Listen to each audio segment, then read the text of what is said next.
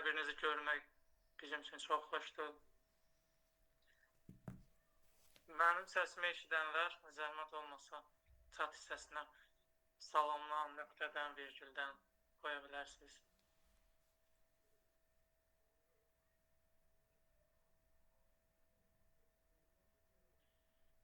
Hər birinizi görmək xoş oldu. Bugün CV rezume hazırlaması haqqında danışacağıq. Bilirsiniz ki, belə bir deyim var. İnsanı rezumeyə görə qarşılayıb, müsahibəyə görə yola salırlar. Belə bir deyim var. Bu prosesə uyğunlaşdırılmış deyim. Bizim rezumemiz bizi əks elətdirir. Düz nə qədər desələr də ki, boş şeydir, CV, rezume boş şeydir, daydayın olmasa qabağa gedə bilməyəcəksən. Düzdür, bu faktor var, danılmaz bir faktordur. Sadəcə belə bir şey də var ki, nə qədər də dayday faktor olsa da, hər kəsin daydayı yoxdur və biz dayday olmayanlar üçün möhtəşəm CV və rezume hazırlamaq vacibdir. Təlimə keçməzdən əvvəl mən istəyirəm özüm haqqında məlumat vereyim.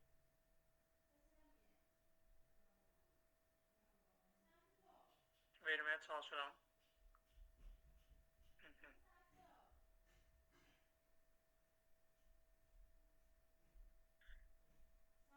Adım Müşfiqdir. Hal-hazırda Təhsil Texnologiyalar Mərkəzində çalışıram. STEM Azərbaycanın əməkdaşıyam. STEM təlimçisi kimi uzun müddətli fəaliyyət göstərirəm. Şagirdlərlə, daha çox məktəblilərlə çalışırıq. Mingəçevir STEM Mərkəzinin koordinatoru olaraq Mingəçevir şəhərindəki müxtəlif yaşlı şagirdlər üçün həm dərslər keçirik, həm təlimlər təşkil edirik, həm master klasslar, həm ekskursiyalar və sair və ilaxır bu kimi fəaliyyətlərlə məşğuluq. Bundan əlavə ixtisaslı karyera məsləhətçisiyəm. Karyera sahəsində həm onlayn, həm offlayn şəkildə konsultasiyalar təşkil edirik, görüşlər təşkil edirik. Bundan da əlavə mentor olaraq fəaliyyətim var.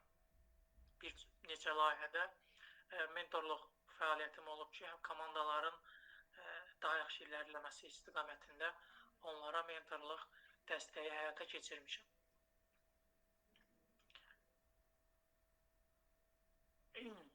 Mən istəyirəm ki, bu görüş biraz aktiv olsun, insanlar yatmasın. Mən özüm haqqında məlumat verdim, istəyirəm sizlər haqqında da məlumat əldə edək. Ekranda görürsünüz meyvələr və heyvanlar. Orada qarpız var. Qarpızı deyə bilərsiniz ki, qarpız nə vaxtdan meyvə olub. Bəli, qarpız da meyvədir. İkilə meyvə demək olar məncə. Nümunəmiz budur. Bir nümunə göstərəcəm. Siz də ona uyğun özünüz haqqında istəsəniz səsi açıb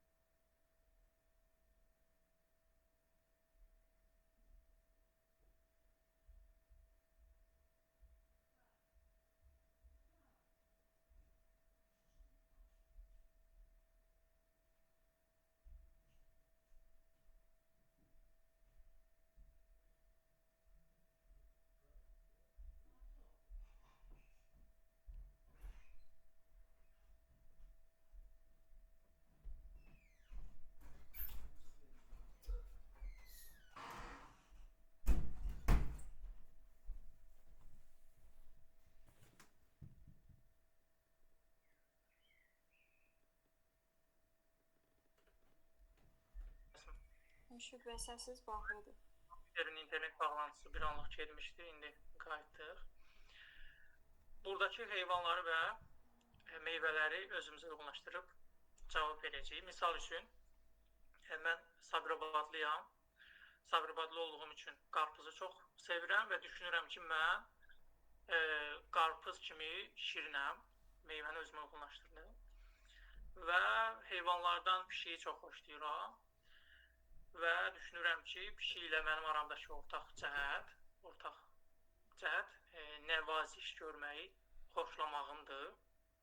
Yəni, siz də həm heyvanlardan ən xoşladığınızı seçib özünüzə uyğunlaşdıracaqsınız, həm də meyvələrdən ən xoşladığınızı seçib özünüzə uyğunlaşdıracaqsınız.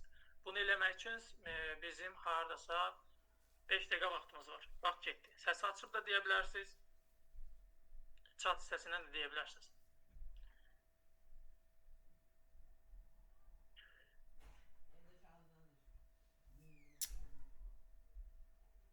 Ürəkli və könüllü şəxs var. Mən deyim. Buyurun, Aysun xanım. Burada İncil yoxdur, onu özümdən deyəcəm.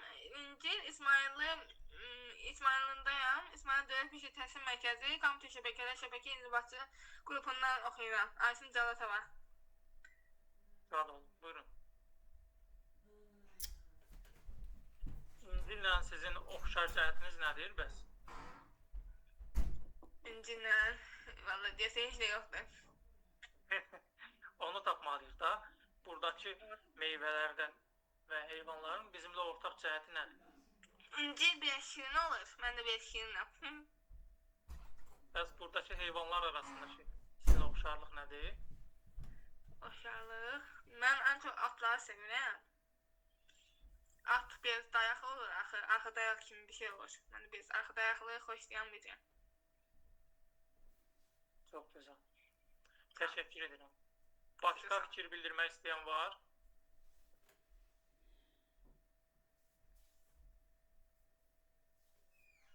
Chat hissəsinə də yaza bilərsiniz. Səs açıb da deyə bilərsiniz.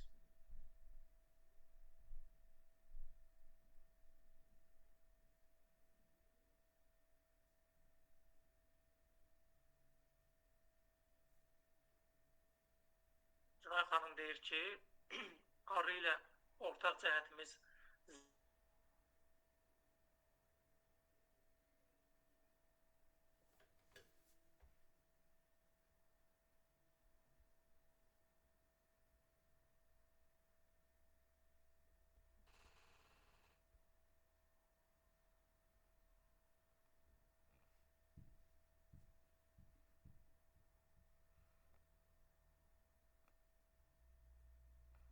Dostlar, biraz aktiv olaq, xahiş edirəm. Yəni, səsinizi açıb deməyə çəkinirsinizsə əgər, chat hissəsi var, heç kim sizi görmür, heç kim sizi tanımır, yəni, utanacaq, çəkinəcək, burada heç nə yoxdur, narahat olmayın, biraz aktiv olaq ki, bu görüş daha pozitiv, əyləncəli keçsin. Düzündənsə öyrənməliyik, amma öyrənmənin metodları var da, insan monoton nitqdə heç nə öyrənə bilmir. Ondan siz fikirləşin. Təlimin qalan hissəsində biz buraya yenidən dönərik. Başlayaq təlimə. Sizcə 6-10 saniyədə nələr eləmək olar? Fikir bildirmək istəyən var bununla bağlı. Nələr eləyə bilərsiniz 6-10 saniyədə?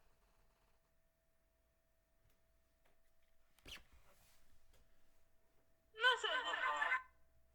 Səbinə xanım qeyd edir ki, özünü təqdim edə bilərik. Bəli, özümüzü təqdim edə bilərik. Başqa?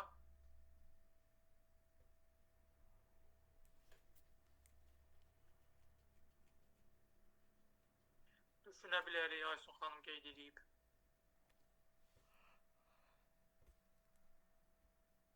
Başqa fikir var. Biz 6-10 saniyə ərzində nələr eləyə bilərik?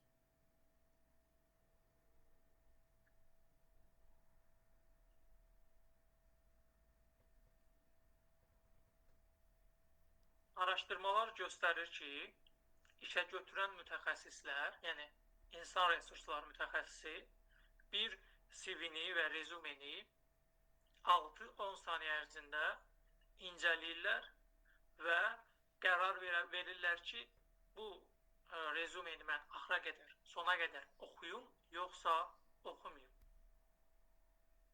Fuad bəy bildirib ki, hansısa mövzu haqqında fikir bildirərəm. Anar bəy bildirib ki, risk ala bilər.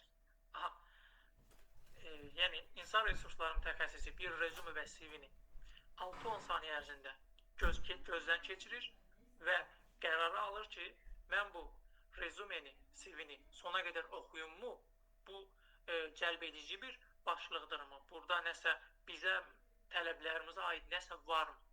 Ona görə də biz rezumeni və CV-ni elə yazmalıyıq ki, o həmin insan resursları mütəxəssisi üçün nə olsun, cəlbedici formada olsun. İndi biz bayaqdan rezume və CV deyirik. Bu iki anlayışın nə olduğu haqqında danışacağıq. Ortaqla eyni şeydirlərmi, ortaq cəhətləri nədir, ortaq olmayan cəhətləri hansılar? Azərbaycanda hər ikisi eyni şeydir deyə bilərik. Necə eyni bir şey? İnsanlar onu eyni bir məfhum kimi dərk edirlər, amma real olaraq eyni deyil. Rezumenin əsas xüsusiyyətləri 2 səhifədən çox olmur rezume, vakansiyaya uyğun təcrübələr qeyd olunur, işə müraciət zamanı istifadə olunur, qeyri-akademik işlərdə istifadə olunur. Demək olar ki, əksəriyyətimizin yazdığı forma rezumedir, yəni CV deyil. Hər bir rezumenin bir səhifəsinin yazılması üçün bizim haradasa 10 illik iş təcrübəmizi qeyd eləməliyik bir səhifəsinə. Yəni, çox insan deyir ki, bunu yazım, 3-4 səhifə eləyim. Buna ehtiyac yoxdur. Hər bir səhifə 10 illik təcrübəyə bərabərdir. Əgər sənin 10 illik təcrübən yoxdursa, bunu 3-4 səhifəli yazmağa ehtiyac yoxdur. CV isə həcmi böyük olur, adətən 2 səhifədən çox olur. Detallı şəkildə geniş izahlar verilir. Akademik və müəllimlik vəzifələrinə istifadə olunur. Daha çox universitet müəllimləri orada yazdığı məqalələri, hansı məqalələr konferanslarda iştirak edib, hansı jurnallarda məqalələr çap elətdirib, hansı seminarlarda və s. və ilaxır bu kimi geniş bir izahat verir. Bəzi qrant layihələri və təqaüdlər zamanı da CV-lərdən istifadə olunur. Yaxşı. Bizim gündəlik eşitdiyimiz indi gəlin CV-yə keçək ki, hər zaman danışırıq, CV belə gəldi, CV belə getdi. Biz CV-ni düzgün formada yazmalıyıq. Bu CV-nin açılışı nədir və necədir? Latın dilindən curriculum vitae adlanan bir sənəddir. CV qısa şəkildə karyera tarixçəsini və iş axtaranın professional keyfiyyətlərini təsvir edən bir sənəd formasıdır. CV-nin əsas məqsədi bilavasitə tanışlıq və işə qəbul olunmaq üçün işə götürən tərəfindən müsahibəyə dəvət almaqdır. Yəni, məqsəd o 6-10 saniyə ərzində insan resursları mütəxəssisini, yəni HR-ın gözünə batmaq və daha diqqət çəkən bir sənəd kimi görünmək və müsahibəyə dəvət almaqdır. Yəni, işə qəbul məqsədi burada güdmür. Artıq biz müsahibədə bizə işə qəbul olmadığımız haqqında fikir formalaşdırılacaq.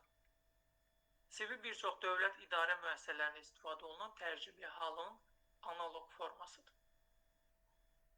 Hansı rezumeni zibilliyə atırlar, biz indi ona baxacağıq. Birinci şəkil məsələsidir ki, şəkil qoyan zaman rezumeyə daha çox profesional bir şəkil qoymalıyıq. Toyda çəkdirdiyimiz, bəylə gəlinin yanında olan şəkil, hər hansı bir selfie çəkdirmişik quşla, heykəllə, meymunla, dəvəylə. Bu cür şəkillər əgər biz CV-yə, rezumeyə qoysaq, təbii ki, öncəliklə baxacaqlar ki, bu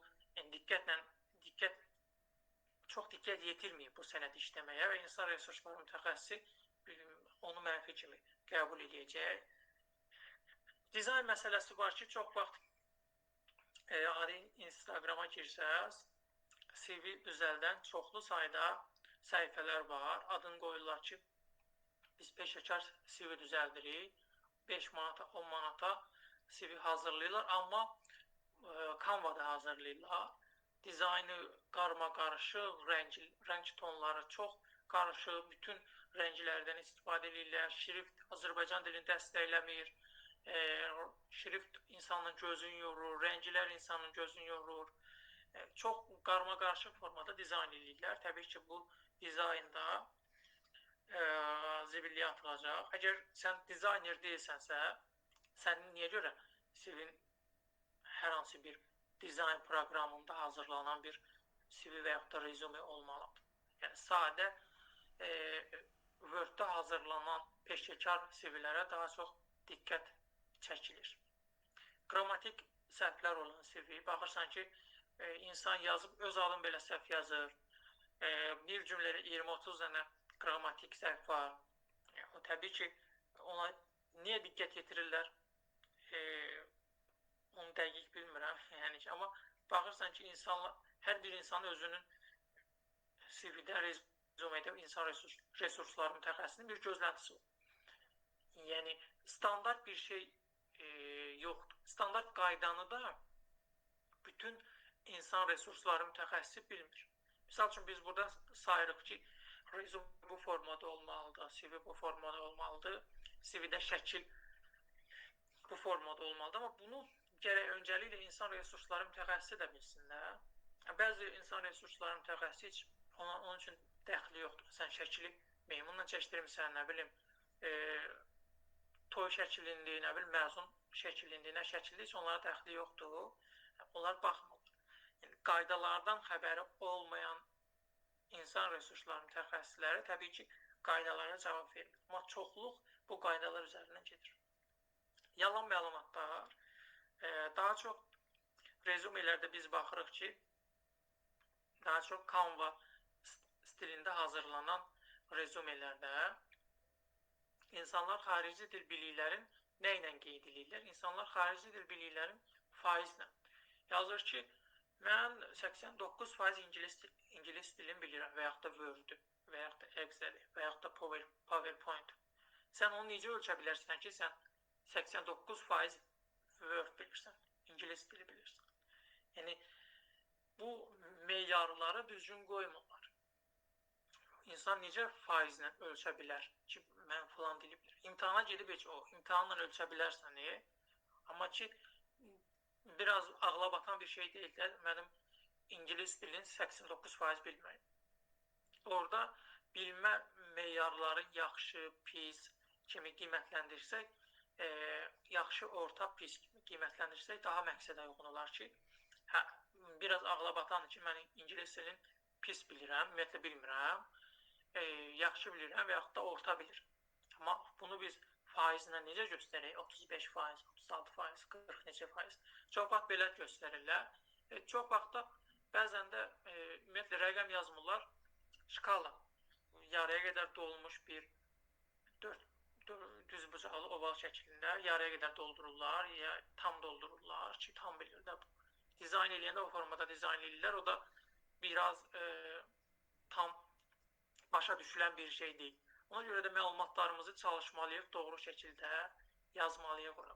İş təcrübəsinə yazırlar ki, filan işi görmüşəm, bunu eləmişəm və yaxud da filan dili bilirəm, ingilis dili bilirəm, alman dili bilirəm.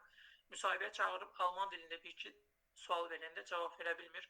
Təbii ki, orada artıq müsahibədən kəsilmiş olur. Çünki yalan danışır bu insan. Müsahibəyə çağıranda da insan resursları mütəxəssisi sualı rezumedən verir. Ki, görün bu həqiqətən bunu düz deyir, yoxsa yalandan yazıb ora. Çalışıb onu yalan deyib demədiyin yoxlamaq məqsədli çoxlu suallar verir. Uzun yazılış, biraz öncə dedim ki, insanlar baxırsan ki, 3-4 səhifəlik böyük bir nəsə sənəd hazırlayıb atır. Bir səhifə hazırlamaq üçün bizim 10 ilə yaxın iş təcrübəmiz olmalıdır. Uyğunluq. Misal üçün, insanlar axtarır mühasib.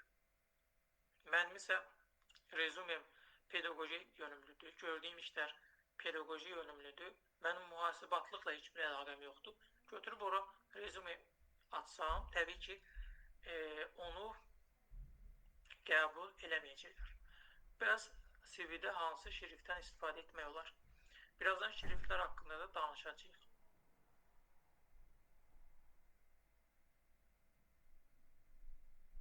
Rezume haqqında Dədə Qorqud dastanları var, əfsanələr var. Dədə Qorqud sağ olsun. Hər yerdə əfsanələr, dastanlar qoşub ki, bu günə qədər, günümüzə qədər gəlib çıxıb.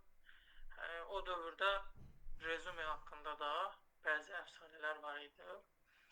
Dədə Qorqud əfsanələrində deyir ki, özün haqqında nə varsa yaz. Yəni, özün haqqında uşaqlıqda, uşaq bağçasında filan vaxt yıxılmışam, nə bilim, filan vaxt mən itişdiyim və s. və ilaxır özün haqqında nə məlumatlar var, yaz. Bu yanlış bir məsələdir ki, biz özümüz haqqında hər şey deyil də vakansiyanın tələblərinə uyğun. İnsan var ki, bir dənə rezumesi olur, xeyirli, şərri, toyluq, bayramlıq bir dənə rezumesi olur. Hara gəldi onu yollayır, hara gəldi onu yollayır. Axı biz rezumeni biz vakansiyaya uyğunlaşdırmalıyıq, onun tələblərinə uyğunlaşdırmalıyıq. Vakansiyanın hansı tələblərə istəyirsə bizdən, biz rezumeni ona uyğun yazmalıyıq. Bacarıqları ona uyğun yazmalıyıq, təcrübələrimizi ona uyğun yazmalıyıq. Sonra növbəti deyir, şəkil olması mütləqdir. Düzdür, Azərbaycanda şəkilli rezumelərə üstünlük verirlər, amma mütləq deyil ki, şəkil olsun. Yəni, beynəlxalq təcrübədə şəkildən çox vaxt istifadə eləmirlər. Xeyri yoxdur, onsuz da oxumurlar. Yəni, rezumeni yazdın, atdın. Yəni, düzdür, oxunmayan yerlər varmı? Bəli, var. İnsan gözünə vakansiya açırlar. Heç kimi müsahibəyə də çağırmırlar. Özləri öz adamlarını götürüb qoyurlar həmin iş yerinə. And içəndə deyəcəklər ki, vakansiya vermişdik, filan kəs gəldi, biz müsahibə elədik, çox yüksək qiymətləndirdik və işə götürdük. Belə yerlər var, danılmaz faktdır.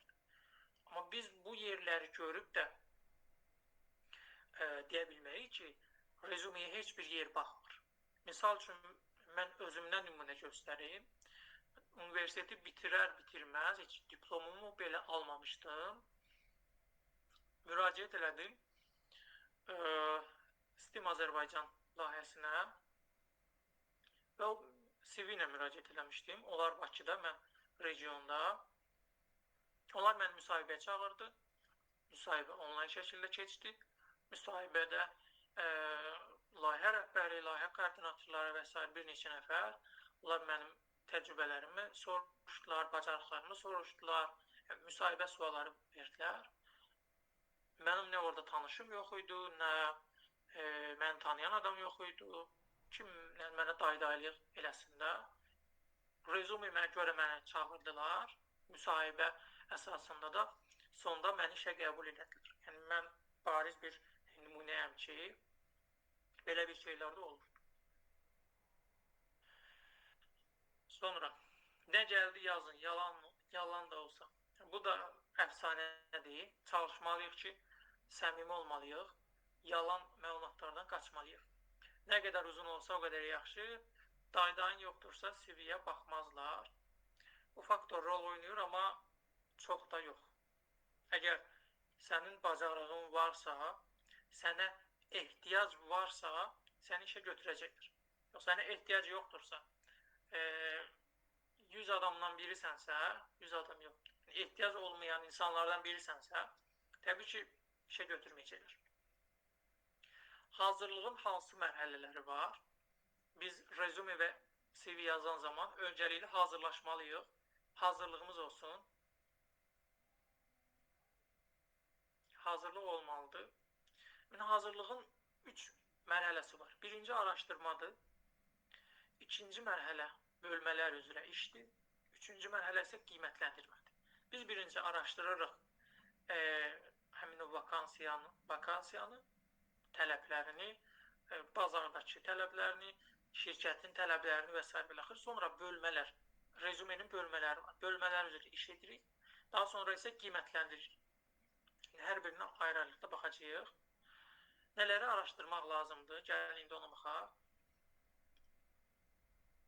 Öncəliklə təhsili, yəni özümüzü araşdırmalıyıq. Təhsilimiz nədir?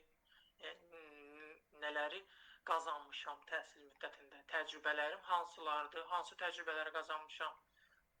Bacarıqlarım hansılardır? Hansı bacarıqları əldə eləmişəm və mənim əldə etdiyim bacarıqlar vakansiyanın tələblərinə uyğundurmu, uyğun deyilmi?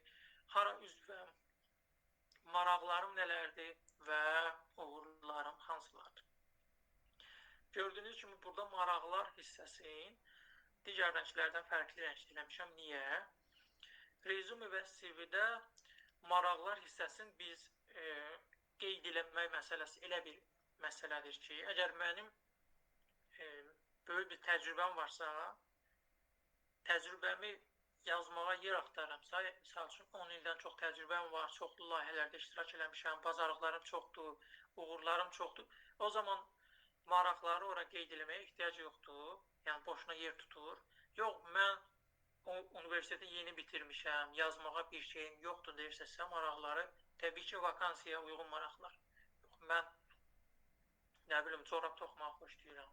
Belə vakansiyaya uyğun maraqlar yazmalısınız da. Vakansiya istiqamətinə yaxın olan maraqlar qeyd eləsəz daha yaxşı olur. İnsanlara lazım olmayan bir şey ora niyə qeyd edək? Rezumedə hansı bölmələr var? Yəni, maraqlar məsələsində demək olar ki, %70 hamı yazır ki, mən kitab oxumaq xoşlayıram. Yazır ora və müsahibədə soruşur ki, axırıncı dəfə hansı kitab oxumusunuz? Ağlına bir kitab gəlir deyir. Həmin HR da kitabdan bir dənə sual verir, ilişdirir o insanı, qalır orada. Rezumedə hansı bölmələr var? Birinci, əlaqə vasitələri, daha sonra bacarıqlar, təhsil, iş təcrübəsi, təlim tədbirlər və digər hissələr. Əlaqə vasitələrini yazan zaman biz evli olub subay olduğumuzu, ümumiyyətlə müsəlman olduğumuzu, daha sonra ev ünvanımızı, qapı ünvanımızı yazmağımıza nədir ehtiyac yoxdur. Biz ora qeyd eləyə bilərik telefon nömrəmizi, Gmail ünvanımızı, hesablarımızda peşəkar olan LinkedIn hesabımızı da qeyd eləyə bilərik. Əlaqə vasitələrinə nələr daxildir?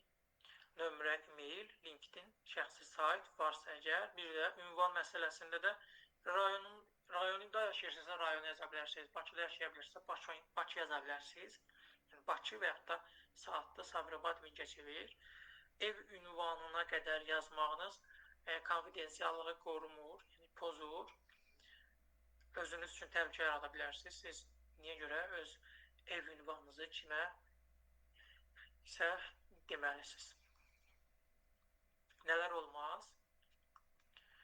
Dini, milli, etnik mənsubiyyət, ailə vəziyyəti, doğum tarixi. Doğum tarixində çox vaxt yazılır. Bacarıqları necə yazaq? Uyğun olmalıdır bacarıqlar. Vakansiya uyğun olmalıdır. Texniki şəkildə yazmalıyıq. Daha çox texniki bacarıqlara üstünlük veririk. Sizə fərq yarada biləcək önəmli bacarıqları seçin. Yəni, hansı digər insanlardan sizi fərqləndirən bacarıqlar və xüsusiləşdirin. Özünüzə uyğun eləyin. İnteraktiv öyrətmə, öyrətmə tipli, yəni daha çox sizin özünüzə xas olan formada yazın. İş təcrübəsində biz nəyə diqqət edək? Tərs xronologiya, misal üçün, bugün işlədiyiniz yerdə yeri birinci yazırsınız, əvvəl işlədiyiniz yeri sonra yazırsınız, yəni tərs xronologiya. Gələcəkdən keçmişə doğru. Ən son olanı ilk yazın. Uyğun, bütün təcrübələrinizi yox, uyğun olanları qeyd edin. Misal üçün, Al-Marketdə kassir işləmişəm.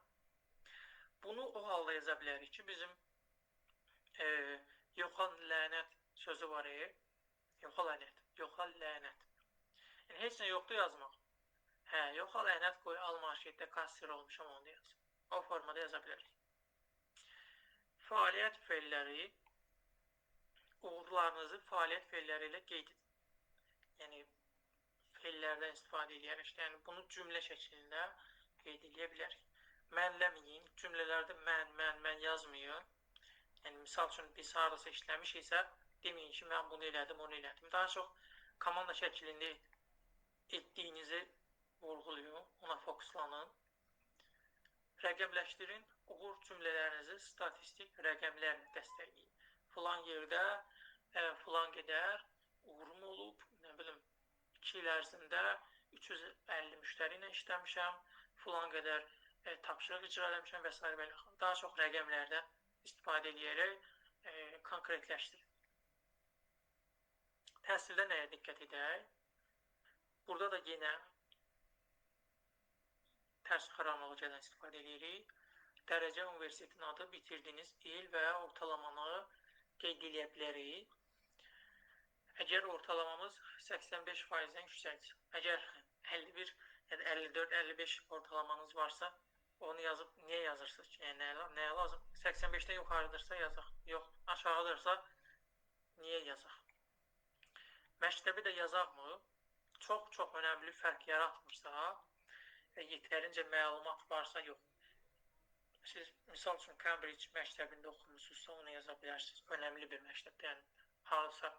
Yoxsa, Sabirabad rayonu filan kəndin filan nömrəli məktəbində oxumuşamsa, onun mənim digər namizədlərdən nə kimi fərq yaradacaq mənim üçün? Ona görə biz onu yazmırıq. Niyə də yazaq? Məktəbi yazaq ki, sahə ilə bağlı xüsusi fərq yaradacaq önəmli dərsləri qeyd edə bilərsiniz. Yəni, aldığımız dərsləri də yazaq. Universitetdə aldığımız hansısa dərsləri qeyd edəyikmi? Əgər bizdə fərq yaradacaqsa, onları qeyd edə bilərik. Yox, fərq yaratmayacaqsa, digər insanlardan bizim hər hansı bir fərqimiz olmayacaqsa, biz onu qeyd eləməsək daha yaxşı olur.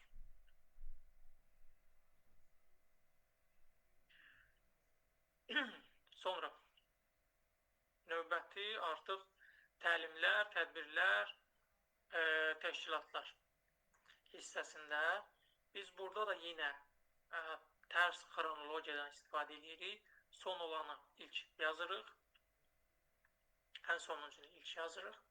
Daha sonra təlimlər və tədbirlərdə kim tərəfindən keçirilib, nə vaxt keçirilib, harada keçirilib, hansı mövzuda keçirildiyini qeyd edirik. Təşkilat, hansı təşkilatda, nə vəzifədə, hansı tarixdə olduğunu da nə edirik? Qeyd edirik. Dil və kompüter bilikləri ən yaxşı olanı birinci yazırıq, yalan danışmırıq. Sonra nə edirik? Qiymətləndirmə məsələsi. Rezumenin formatı necə olsun? Şrift. Şriftin ölçüsü 10-12 aralığında olsun. Yəni, bu hissə, ən önəmli hissədir. İstəyirsiniz bunu özünüz screen eləyə bilərsiniz. Ekran şəklini çəkə bilərsiniz. Şriftin ölçüsü 10-12 aralığında olsun. Yəni, çox böyük, çox kiçik oxuması olmasın, rahat oxunsun. Arial, Times New Roman, Calibri şriftlərini istifadə edə bilərsiniz. Biraz öncə sual var idi ki, biz hansı şriftlərdən istifadə edək? Baxın, bu şriftlərdən rahatlıqla istifadə edə bilərsiniz. Arial, Times New Roman, Calibri şriftlərindən Azərbaycan dilini dəstəkləyir. Başlıqların adlarını fərqləndirirsiniz. Yəni, bacarıqlar, təlimlər, təhsil, bunları bold şriftdən istifadə edirsiniz. Boşluq, səliqə üçün başlıqlar arasında nə edirik? Biz boşluqlar buraxırıq, nömrələyirik. Əgər bir səhifədən çoxdursa nömrə qoyuruq. Yox, bir səhifədirsə bir səhifəyə niyə nömrə qoyaq? Sonra bayaq dedik ki, rezume 3 mərhələdən ibarətdir. Üçüncü mərhələmiz qiymətləndirmədir. Birinci qiymətləndirən zaman öz-özümüzə düşünməliyik ki, bu rezume bizə əks elətdirirmi? Daha sonra bizə uyğundurmu, vakansiyaya uyğundurmu? Daha sonra biz bunu yoxlamışıq mı, necə yoxlamışıq? Və biz bunu tanıdığımız bir neçə nəfərə yollaya bilərik rezumeni ki, orada bizi baltalasın, bizə feedback versin. Ola bilər orfoqrafik səhv var, bizim gözümüzdən qaçıb. Çox vaxt insanın orfoqrafik səhv gözündən qaçır. Dosta qardaşa arzulanmayan rezume nümunələri, mən bunları dosta qardaşa arzulamıram. Özünüzə baxa bilərsiniz. Biraz öncə dediyimiz rəngarəng formalarda, yəni hər rəngdən, hər növdən istifadə ediblər. İnsanın gözünü yorur. İnsan oxumaq istəmir. Baxın. Təbii ki, bunu insan resursları mütəxəssisi görsə, hələ eskiyə basacaq kompüterdən, çıxacaq oradan və bir daha geri qayıtmamaq şərti ilə. Tövsiyə olunan nümunələr daha çox biraz öncə dediyim kimi sadə üslubda, Word üslubunda qəbul edirlər CV-lər. Ortadakı mənim öz CV nümunəmdir. Özüm üçün hazırlamışam. Karyera məsləhətçisi olduğum üçün CV, tövsiyə məktubu, istək məktubu hazırlayıram. Təbii ki, ödənişli şəkildə çalışıram ki, insanlar üçün çox da böyük məbləğ qoymayım, sərfəli bir məbləğdə. Çox vaxt deyirlər ki, niyə ödənişsiz hazırlamırsan? Çünki bir rezumeni, CV-ni hazırlamaq üçün insanın arsa günlərlə vaxtı gedir. Necə günlərlə vaxtı? Yəni 2 gün, 3 gün səhərdən axşama qədər onun üstündə getmir. Sadəcə insanı həmin şəxsə uyğunlaşdırmaq vaxtı gedir də.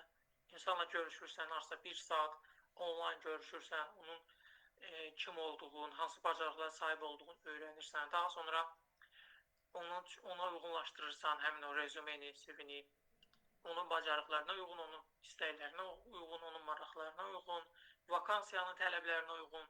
Ona görə bir neçə gün vaxt getdiyinə görə bunu ödənişsiz düzəltdirmək özü bir günahdır. Bu mənim əlaqə vasitələrimdir.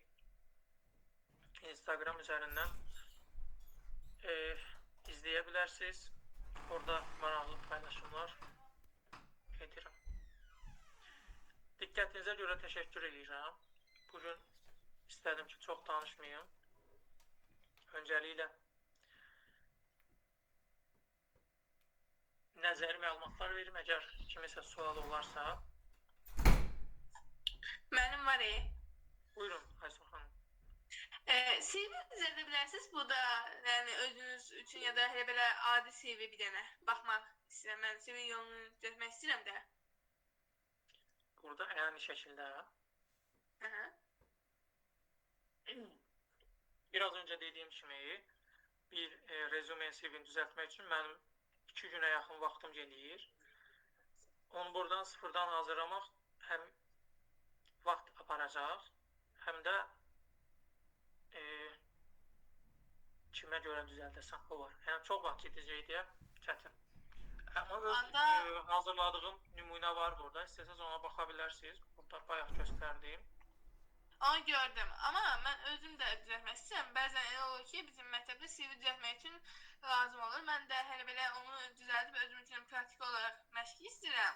Siz hələ belə bir gün təyin edə bilərsiniz mənim üçün. Mən o CV-ni tam dəqiq, aydın şəkildə bilmək üçün. Onu sonra müzakirə eləmək olar deyə düşünürəm. Əlbəttə. Biz 21-i, bu ayın 21-i komanda olaraq İsmailli Dövlət Peşə Təhsil Mərkəzinə gələcəyik. Orada bizim layihəmiz var. 21 may. Bəli. Saat neçədə olacaq? 11-dən. 11-də. Ora mənə yaza bilərsiniz? Peşə mərkəzi ilə özünüz əlaqə saxlayarsınız Aybəniz xanımla. Aha. O sizə məlumat verər. Təlimin adı nədir? Onu da deyə bilim də. Peşə tələbələrinin şəbəkələşmə inkişaf formu. Peşə tələbələrinin nəyi? Peşə təhsili alan tələbələrin şəbəkələşmə və inkişaf formu.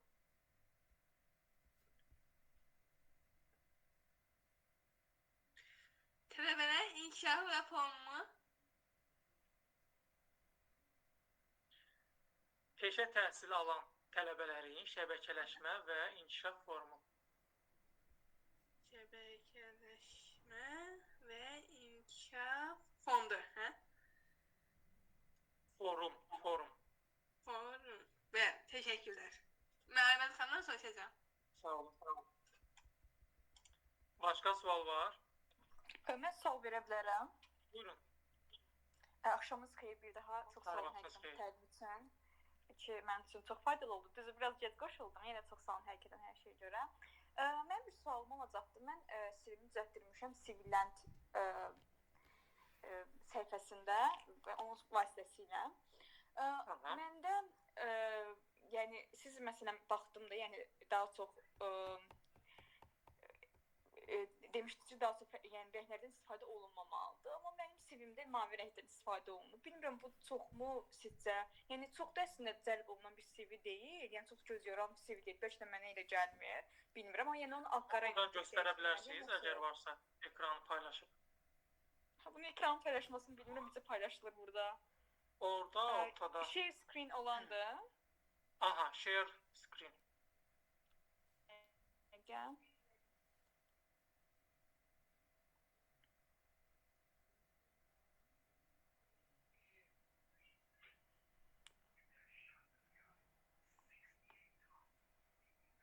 Dəqiqə. Ona qədər Zəhra xanımı dinləyək və Elmir bəy.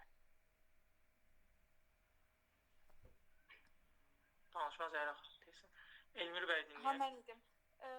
Mən o zaman indi hal-hazırda CV-yə daxil olanı göstərəcək bu hissədə, screen alan hissədə, yəni ekranda. Elə olur. Ha, siz ekranı paylaşın, sonra CV-yə daxil olun, görünəcək. Eləməyə çalışacağam. Bir dəfə edirəm çünki. İstəyirsiniz mənə atın, əgər eləyə bilməsəz, mən göstərim. Bir dəqiqə. Hal-hazırda görünür. Görünür, bəli, görünür. Gördünüz? Aha. Əgər sir deyilsə, bunun neçəyə hazırlatmışsınız? Bunu bir dəqiqə düşün. 15 manat idi bildiyim qədərlə. Nə qədər müddət hazırlayıblar? Bir gün içində oldu. Bir səhər verdim, sonradan axşam hazırladılar. Bunu mən yaxından baxım. Əslində, biraz öncə dediyim kimi, Canva-da hazırlanmış bir CV-dir. Canva proqramından istifadə ediblər.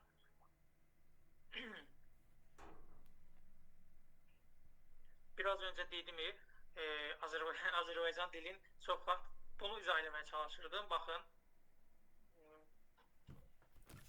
dillərə baxın və yaxud da bacarıqlara baxın. Dəqiq qeyd olunmayıb da. Misal üçün, rus dilinə baxan necə bilsin ki, bu xanım rus dilini necə bilir? Xətti... Yəni, düzgün şəkildə o qeyd olunmayıb, onda xətlə olması düzgün deyil. Xəttlərdən istifadə edib də, meyar fərqli qeyd olunub. Misal üçün, orada meyarı biz yaxşı, orta, pis kimi qeyd olunsaydı, və yaxud da əla, orta, pis kimi, o daha məqsəd uyğun hesab olunur. Bu formalar elə də yaxşı deyil. Buradan baxanda bilinmir də, İngilis dilin gətirib, saxlayıb, axıra qədər çəkməyib, gətirib ortalıqda bir yerdə saxlayıb. Varsa bir 60-70% bir şeydir də bu İngilis dil. 100% deyil, 50% deyil, artıq 60%. Yəni dəqiq, konkret deyil də bu. Biraz öncə bundan danışırdım ki, həmin o səhifələr çox vaxt ya faizindən göstərir, ya da bu formada göstərir. Bu da heç düzgün forma deyil deyə düşünürəm. Bir də o biri hissələri nəzər keçirə bilərsiniz, zəhmət olmazsa. Nə kimi səhvlər var, mən onları düzəldim bir-bir. Bu bacarıqlar və dillərin, meyarların yaxşı orta pis kimi eləyə bilərsiniz. Aha. Onu silib özünüz düzəldə bilərsiniz. Əgər bunu sizə necə atıb, PDF kimi atıb, Bunu mən Canva-da atıb düzəldə bilərəm yəni. aha, orada düzəldə bilərsiniz. Yəni bunu özünüz də düzəldə bilərsiniz də. Burada elə bir Yo, çətin bilirəm. çəkməyiblər axı. Şablonun Əslində üstündə eynən götürüb mən əslində sizin attığınız məlumatları yazıblar. Burada Eynən, ekstra eynən. heç nə yox. Əslində mən özüm düzəltmişdim Canva-da CV. Sadəcə sonradan atdım bunlara ki, sizə necədir? Bəlkə də marketinqin bir növ idi və dedilər ki, yaxşı deyil. Halbuki ki, bəlkə də bunlardan daha yaxşı qeyd eləmişdim. Üstəlik də ki, orada olan bir o Word, Excel, orta çətin olan, yəni hamısını bir daha detallı qeyd eləmişdim də. Sonradan belə bir şey yapdılar. Mən dedim ki, yəqin hə, bunlar üçün daha yaxşılar, daha professionaldılar da. Gördüm ki, bu bir fərq yoxdur. Daha hazırda baxıram, yəni demirəm, həqiqətən əziyyət çəkirlər, yəni əziyyətini yerə vurmayım, amma yəni bunu mən özüm Canva-da hazırlaya bilərəm, yəni hazırlamışdım da əslində. Sadəcə dedim ki, eyb yoxdur, ən professional şəkildə olsun. İlk təcrübənizə baxsaq, xanım, biraz Aha. öncə dedik ki, ilk təcrübəsində biz rəqəmlərdən istifadə etməliyik. Yazmısınız HR and Finance Management MMC. Aha. İnsan resursları üzrə kiçik mütəxəssis. Burada heç bir rəqəmdən istifadə olunmuyor. Şirkət sənədləri üzrə praktiki iş, əmək Rəqəmlər deyəndə nəyə nəzər tutursunuz ki? işçilərin qəbul. Misal üçün, əmas elektron sistemində 25 işçinin qəbul olunması. Yəni rəqəmdə, yəni ki, hansı işi görmüsünüzsə, onu statistik şəkildə qeyd eləməlisiniz. Əmək haqqı hesablanması. Rəqəmlə mütləq. Nə qədər əmək haqqı hesablanmısınız? Əmək müqavilələrin imzalanması. Neçədən əmək müqaviləsi imzalanmısınız? İşçilərə xitam verilməsi. Neçə işçini çıxartmısınız işdən? O qədər deyil, detallı şəkildə. Bunu belə düz bunların hamısının başlığında rəqəm yox. Bunu daha peşəkarlaşdırmaqda. Misal üçün mən qeyd eləmişəm ki, baxın, öz rezümümdə. Baxaq. İş təcrübəmdə Mingəçevir İSTİM mərkəzi üzrə koordinator iş vəzifəmini qeyd eləmişəm ki, yarışlarda mərkəzi təmsil edən komandaların 3 qızıl, 3 gümüş, 1 bürünc medal qazanması. İndi düzdür, medalların sayı çoxalıb, köhnə versən. Yəni burada mən öz işimin nəticəsini də qeyd etmişəm də rəqəmlərlə ki, mənim hazırlaşdığım komandalar 3 qızıl, 3 gümüş, 1 bürünc medal qazanıb beynəlxalq yarışlarda. Müxtəlif modullar üzrə 83 şagirddə təlimlərin keçirilməsi və 9 məktəbin ekskursiyasını təşkil edir. Yəni mən gördüyüm işi statistik şəkildə yazmışam da burada rəqəmlərdən istifadə edərək ki, mən bu günə qədər 83 şagirdə dərs keçmişəm, 9 məktəbi də ekskursiya təşkil eləmişəm. Sonra burada bir təşkilatın koordinatorluğu olaraq yazmışam ki, könüllülük üçün müraciət etmiş 558 tələbənin müsahibə mərhələsinin uğurla icrası, idarə heyətində olan 12 nəfərlik komandanın idarə olunması və mentorluq prosesinin təşkili, koordinatorluq müddətində 178-dən çox təlim və layihənin icrası ilə 3789 gəncin əhatə olunması. Görürsünüz, burada konkret olaraq mən baxan insan beynində formalaşdırır ki, bu insan nə görüb, hansı işləri görüb, hansı vəzifəni görüb, onun beynində nəsə formalaşdırır da mənim haqqımda. Rəqəmlər var da onun əlində. Yəni mən rəqəmləri yazmaq ona görə yaxşıdır deyir. Buradakı yazılanlara uyğun rəqəmlər yoxdur. Öz işinizi daha yaxşı belə peşəkar göstərəcək şəkildə rəqəmlərdən istifadə edərək yaza bilərsiniz. Çox şişirdilməyə ehtiyac yoxdur, hə? Necə? Şişirdilməyə. Çox şişirdilməyə yox. Yəni 3 dənə punkt yazsaz, 3 dənə bəs eləyir. Burada 1, 2, 3, 4, 5, 6 dənə yazılır. 3 dənəsini dəqiq rəqəmlərlə yazsaz, yəni elə bir şey yazın ki, mən oxuyanda beynimdə formalaşsın ki, Zəhrə xanım hansı işi görüb və necə görüb o işi. Yəni həm sizin nə iş gördüyünüzü bilim, həm də yaxşı işçi olduğunuz mənim beynimdə formalaşsın da o formada.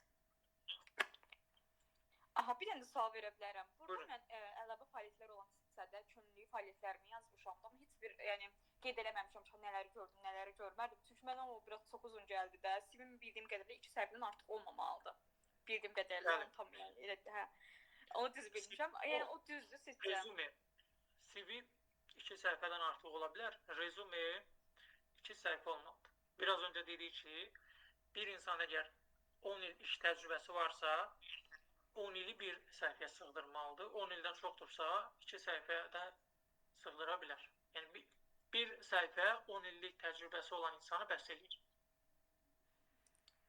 Anda yəni onlar qeyd eləməli idim. Bütün fəaliyyətlərimi, köhnə fəaliyyətlərimdə etdiklərim, icra etdiklərim işləri. Elə də ehtiyac yoxdur burada, yəni qeyd eləməyə, həm də yer də yoxdur burada qeyd eləmək üçün. Hara qeyd edəcəksiniz? Məncə də. Bir də bir sual verim də. Bildiyim qədərilə hər işə görə dəyişir də CV-nin strukturu. Vakansiyaya görə. Vakansiyaya görə yəni. O zaman məsələn hər hansı bir yerə mən müraciət edirəm, deyək ki, təlimçi kimi və ya SMM kimi, ən birinci onu qeyd eləməliyəm də iş təcrübəsi olan yerdə. Ən birinci onun adı gəlməlidir ki, əgər həmin işdə mənim təcrübəm varsa. Baxın, burada bacarıqlar hissəsində siz ancaq texniki bacarıqları qeyd eləmisiniz. İnsanın yumuşaq və sərt bacarıqlar deyilən bir anlayış var da.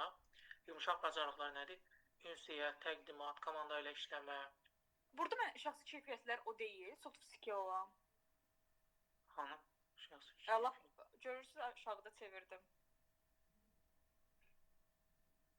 Odu olmağına şəxsi keyfiyyətlər. Bunlar bacarıqlardır. Biz bunu burada orfoqrafik səhv xeylidir. Bu ş hərfləri düşməyib elə bir. Bu bacarıqları biz əvvəldə yazmalıyıq. Ən axırda olmalı deyil onda.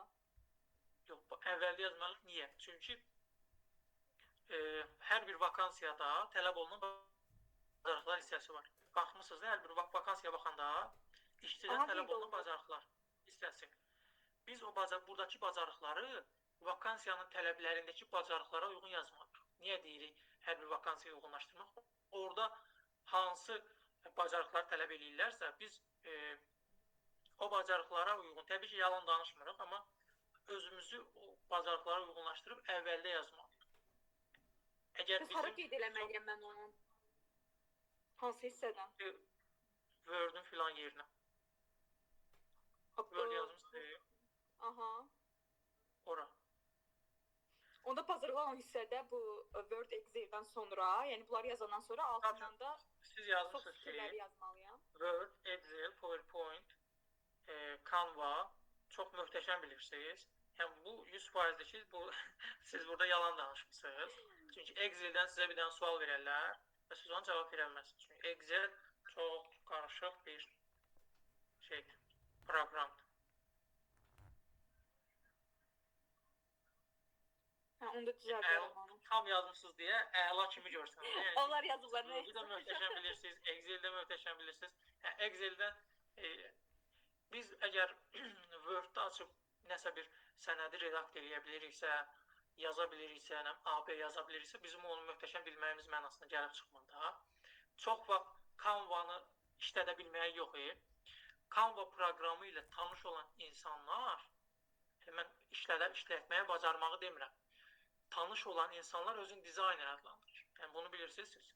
Canva ilə tanış olan, 2 gün tanış olub Instagramda adını dizayner qoyub bir profil açır, CV düzəldir, nə bilim, rezume düzəldir, 15 manatdan başını buraxır gedir.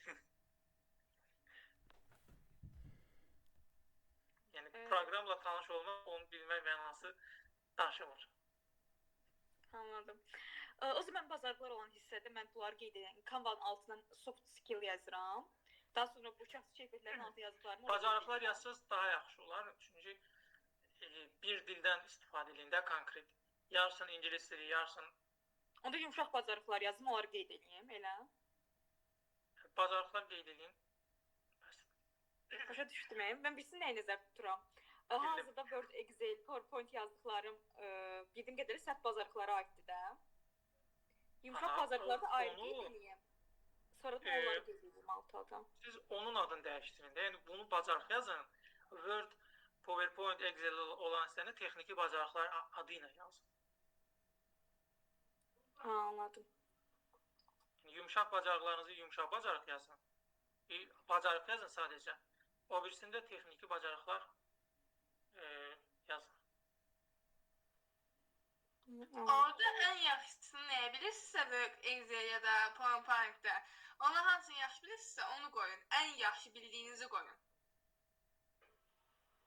Məncə elə sizin üçün daha yaxşı olacaq, ya daha asan olacaq. Yəni bunu bilirsinizsə, elə eləyin. Sonra ya da birini bilib birini azmaz bilirsinizsə, o sizin üçün çox çətin olacaq.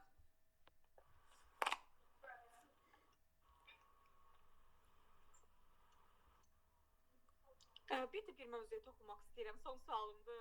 Bilirəm sizin də vaxtınızı alıram. Buyurun. Hər hansı bir yerə, yəni qeyd etdiyim kimi, SMM sahəsinə göndəririk CV və iş təcrübəsində SMM sahəsində gördüyümüz iş təcrübəni yazırıq. Məsələn, birinci qeyd eləmişəm bunu. Amma ondan sonra məsələn təlimçi olduğumu demək, orada qeyd eləmək, evkarlıq, hansı ki o sahələrə əlaqəsi yoxdur da. Mən onları oradan çıxartmalıyam yoxsa yox? Həmin vakasiyaya müraciət edəndə. Əslində çıxartmağa ehtiyac yoxdur. Çünki biraz öncə dediyi yoxa lənət məsələsi. Bizim əgər SMM sahəsində belə möhtəşəm təcrübəmiz varsa, həm tarix olaraq 10 illik təcrübəmiz varsa, gördüyümüz xeyli iş varsa, çıxarda bilərsiniz.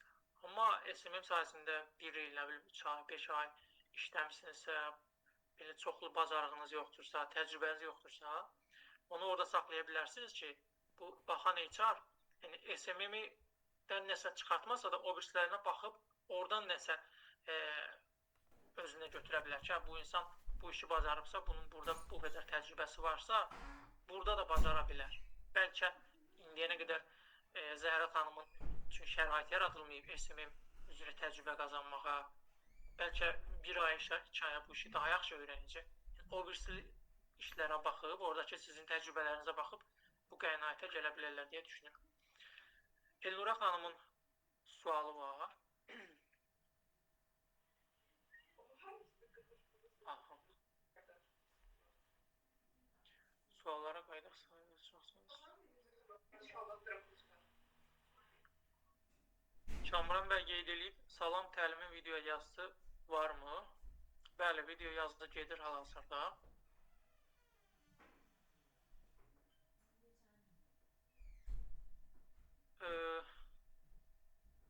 Sevinç xanım deyir, mən də paylaşmaq istəyərdim. Paylaşın Sevinç xanım. Tövsiyəm Europass CV istifadə edin, çox bəsitdir. Özünüz hazırlaya bilərsiniz. Google-da yazın, qeydiyyatdan keçin və məlumatlarınızı daxil edin. Canva çox qeyri-professionaldır. Bəli, düz deyirsiniz. Europass şablomundan istifadə edə bilər. Saytda yazıb, oradakı sualları qeyd edirsiniz. Suallara cavab yazırsınız. Sonunda sayt özü sizə CV verir. Daha sonra Azərbaycanda da var bu CV yarat. CV yarata daxil olursunuz sayta. Orada hesab açırsınız, onun verdiyi suallara cavab verirsiniz və o sizə CV verir. Tək mənfi cəhət odur ki, Europassda da, CV yaratda da logo olur. Yəni bunun sizin tərəfindən yaradılmadığınız bilinir. Çox vaxt beynəlxalq layihələrdə Europass qəbul olunur, Europass şablonu. Amma CV yaratda dövlət məşğulluğunun da logosu var, Dövlət Sosial Nazirliyi adından çıxır, Dövlət Sosial Müdafiə Nazirliyi. Onun da logosu var, o biraz yəni özümüzə xas olduğumuz görsənmir də orada. Sevinç xanım deyir ki, 15 manata yola veriblər bu CV-ni, hərflərin böyük yazılmasında səhv var. Elnora xanım, axşamınız xeyirmiş və hər vaxtınız xeyir. Müasir model CV-lər yoxsa ənənəvi qayda, yəni model CV hazırladım, lakin məşğulluq mərkəzinin rəsmi saytında yerləşdirilmiş CV daha məqsədə uyğun hesab edildi, açıq tərəddüddə qaldım. Ümumiyyətlə, beynəlxalq standart dediyimiz bir şey var ki, yəni hər kəsin təriflədiyi beynəlxalq aləm hələ də o ənənəvi CV formasındadır, yəni Word-da hazırlanmış CV formasında nə insanın başını qarışdırmır, nə insanı yormur, sadədir, göz yormur, həm də keyfiyyətlidir. Mən şəxsən özüm ənənəvi qaydaya üstünlük verirəm. CV-də təhsil və təcrübə yoxsa könüllülük və təlimlər, sertifikatlar işçi seçimində hansına daha çox üstünlük verilir? Ümumiyyətlə, bunu konkret olaraq deyə bilmərik ki, sırf filan şeyə görə üstünlük verirlər. Çünki insan resursları mütəxəssisi fərqli insanlardır, bir insan deyil. Onlar bəlkə bəzisi insanın şəklinə baxıb, yəni oraya qoyulmuş şəklə baxıb seçir. Nə bilim, onların düşüncə tərzləri, seçim kriteriyaları fərqlidir.